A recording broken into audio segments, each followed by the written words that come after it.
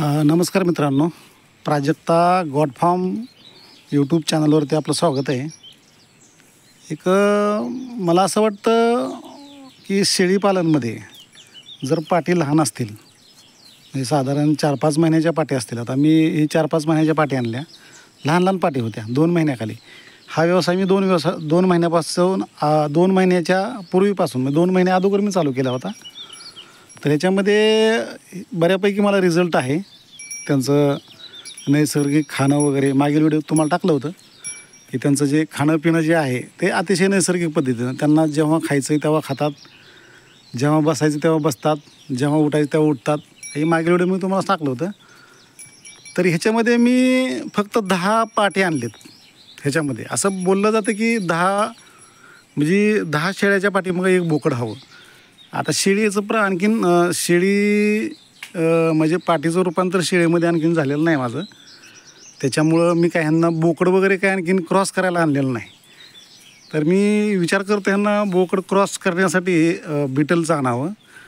पण बिटलचं बोकड आणण्यापूर्वी एक असं माझं प्रांजळ मत आहे किंवा माझं एक असं मला वाटतं की ह्यांची तब्येत जी आहे ती स्ट्रॉंग झाली पाहिजे.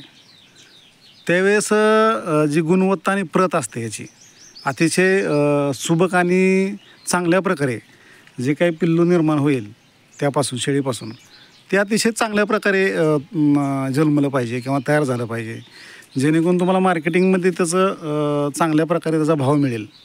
अशा पद्धतीनं ह्यांची तब्येत करणं पहिलं महत्त्वाचं आहे. तर मला असं वाटतं की आता हा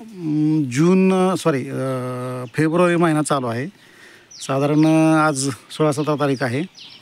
तर मला असं वाटतं की फेब्रुवारी, मार्च, एप्रिल, मेच्या 15 ते 16 तारखेला ह्यांना क्रॉस करावं.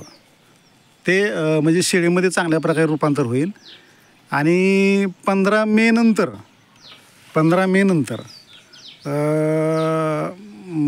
तिथून काय 5 महिन्याचा 5.5 महिन्याचा कालावधी घेतला जातो असं माझं मत आहे.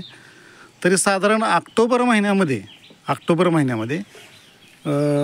हे चांगल्या प्रकारे म्हणजे समजा जरी वेल्या असं त्यांनी पिलांना जरी जन्म दिला तर ते पिलं ही चांगल्या प्रकारे सुदृढ आणि अतिशय महत्त्वाचं वातावरण त्यावेळेस अतिशय चांगलं छान असतं.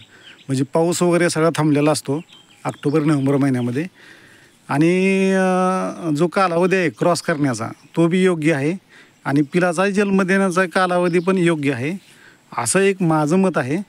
आणि यांना चांगल्या प्रकारे अतिशय जसं की त्यांची तब्येत चांगली करण्यासाठी त्यांना मुबलक हिरवा चारा पण देतो आहे मी. ते नंतरच्या व्हिडिओ सांगेन तुम्हाला मी. आणि सुका पण चारा पण देतो आहे. तर सध्या माझं ध्येय एकच आहे की ह्यांची तब्येत चांगली स्ट्रॉंग करणे 2-2.5 महिन्यानंतर. आणि त्यानंतर मी त्यांना बिटलचं क्रॉस करायचा एक माझा विचार चालू आहे. आणि बिटल क्रॉस करून चांगल्या प्रकारे उत्पन्न घेण्याचा एक प्रयत्न आहे. नमस्कार, धन्यवाद.